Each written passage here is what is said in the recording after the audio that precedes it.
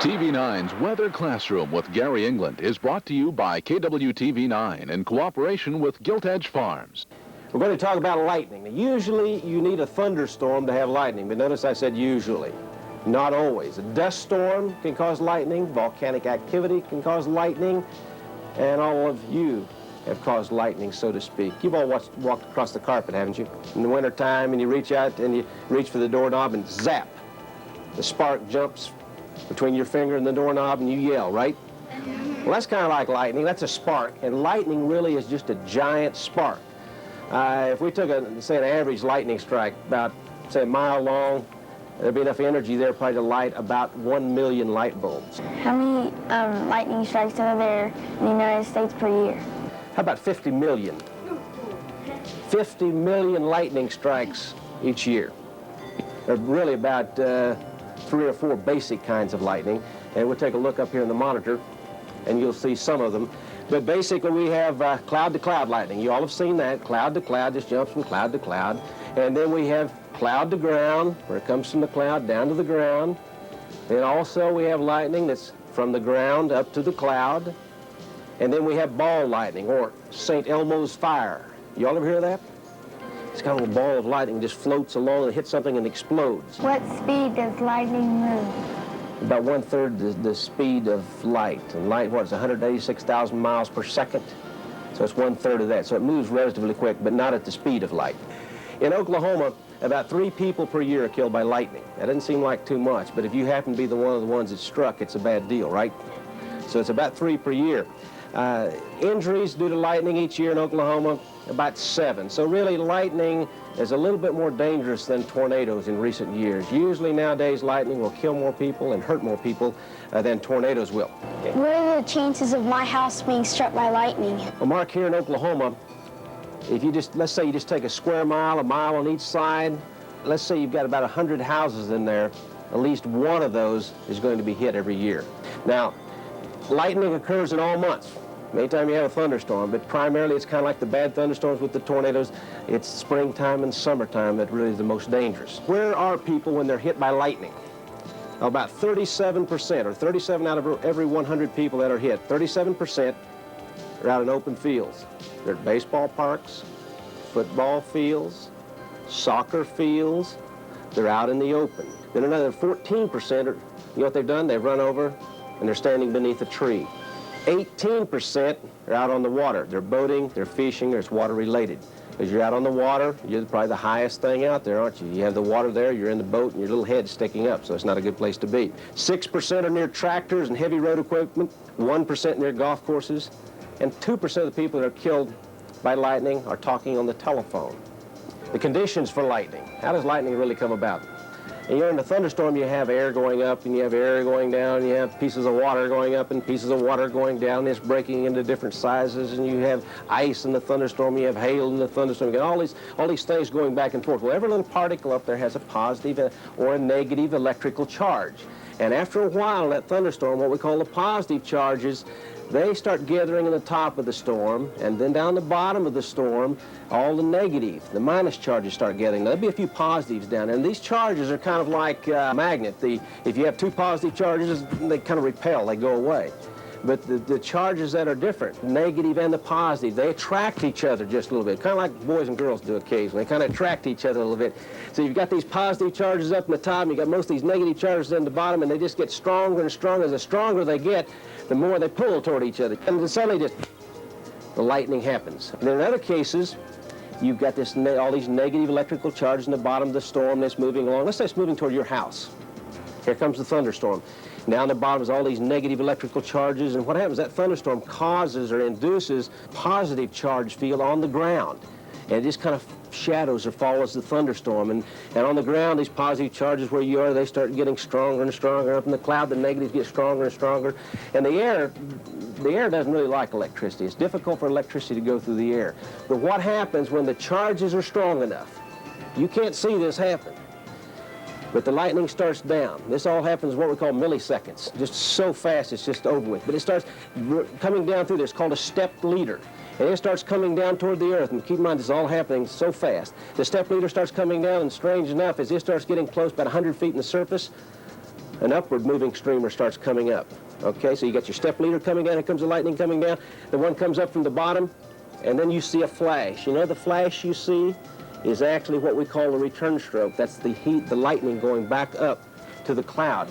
And what happens there is that obviously it heats up pretty good, doesn't it? Heats up to about 54,000 degrees. It's reasonably hot. And also, and there's a lot of electricity there, isn't there? And you wonder, well, why couldn't we hook that into something to run our cities? Well, most of that energy is used just to open up that channel through the atmosphere. Light moves about what, 186,000 miles per second? Relatively fast, okay? And you see a flash. A little while later, you hear thunder. Now, the thunder is caused, that expansion is so fast, it's just like a sonic boom. It just opens up the air like that. Well, you see the lightning, then you hear the thunder. Well, all you do is you just count. 1, 1,000, 2, 1,000, 3, 1,000, 4, 1,000, 5, 1,000. You get to 5 and you hear the thunder. You've seen the lightning, you count to 5 and you hear the thunder. You divide by 5 means the thunder and the lightning strike was about a mile away from you. So just count the number of seconds, divide by 5, and you'll have the distance in miles. Okay, the effects of lightning. It's not all bad. Some of it's good. Now look at this. This is the forest fire in Yellowstone Park. It was set by lightning. There's about 10,000 fires, forest fires and range fires set by lightning every year, and they're not all bad. Because if the forests don't burn off, if you don't let them burn off, what happens, they start just piling up more and more fuel, more and more dead logs. And also in those dead logs and all that brush is all the food and all the nutrients that is pulled up through the soil for years and years and years. So the forest doesn't have enough food. So lightning strikes, the fire moves through, it burns a lot of the living trees, but it burns all the dead trees and all the dead brush. And what that does, it releases the food back into the soil. And it also reduces the amount of fuel there is on the ground, so there will not be large fires in the future. We had such a large fire in Yellowstone because they put them out for so many years, and the brush and the logs got so deep that it was just almost uncontrollable. So lightning is a natural way, basically, to kind of redo the forest every once in a while. Now, some of the bad things in the forest, obviously, is that there's going to be a lot of habitat loss, a lot of food loss for the animals, and they'll probably have a rough time when it comes wintertime, finding foods. That's one of the bad things. But not all things are bad, as I mentioned with lightning. There's nitrogen. 80% of the atmosphere is made up out of nitrogen. Nitrogen makes your grass green. Did you know that? It causes the things to grow. Did you ever think about that? And you say, well, if it's there, what do you need lightning? Well, you have nitrogen in the atmosphere. But when lightning strikes, it causes this nitrogen to become what we call fixed. And that just means that so your plants can use it. And about 10% of everything goes into agriculture, 10% of all the nitrogen goes into agriculture comes from lightning strikes. Why is lightning attracted to the water? Well, you know, we talked about air not being a good conductor of electricity. Well, water is an excellent conductor of electricity. In other words, electricity will travel through water just like that. It loves water. How long does lightning last? It depends on how many strikes and return strikes there are. You've watched lightning strikes sometimes look like it lasts 2 or 3 seconds. It depends. Normally there's only about 5, 6, 7 and back and forth, and usually that's less than a second. But many times it may go more than 20 strikes up and down, and it can last longer than a second. But most lightning strikes are a second or less. And why is lightning quiet? Well, lightning is visual. You just see it. Thunder is created by the lightning. So the thunder is the sound, the lightning is the visual part of it. What are your chances of dying when you get struck by lightning? Well, the statistics I have to go on, if you check in Oklahoma, 3 are killed per year, 7 are injured. There may be some people that are close to a lightning strike and not injured, but if we assume that of those 10 people, 3 die and 7 are injured, you have about at least a 30% chance of dying and a 70% chance of being seriously injured. And those are burns, destruction of the electrical system in your heart, damage to your lungs, all your vital organs. Is it true that as many people are killed by lightning than hurricanes and tornadoes? Over the long term, over the last 30 years, tornadoes have killed more people, but in recent years with better tornado warnings, there are fewer and fewer people killed with tornadoes, so lightning really has become the big threat and the main killer. With respect to indoor safety precautions, of course you should stay indoors if at all possible.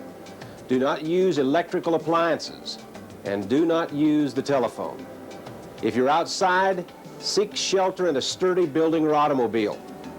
You should avoid hilltops, trees, water, metal, or electrically conductive objects. Now, if your hair stands on end or your skin tingles, it means lightning may be about to strike you. So drop to a kneeling position immediately. Lean forward and put your palms flat on the ground. In summary, lightning is an electrical discharge consisting of electrons. Now, the primary types of lightning and how it moves are basically cloud to cloud, cloud to ground, or ground to cloud lightning. Lightning is a threat to life and property. However, it has beneficial effects, such as providing nitrogen to agriculture and returning food to the forest through natural environmental fires. The TV9 Weather Classroom is a presentation of KWTV9 in cooperation with Gilt Edge Farms and the TV9 Weather Classroom Committee.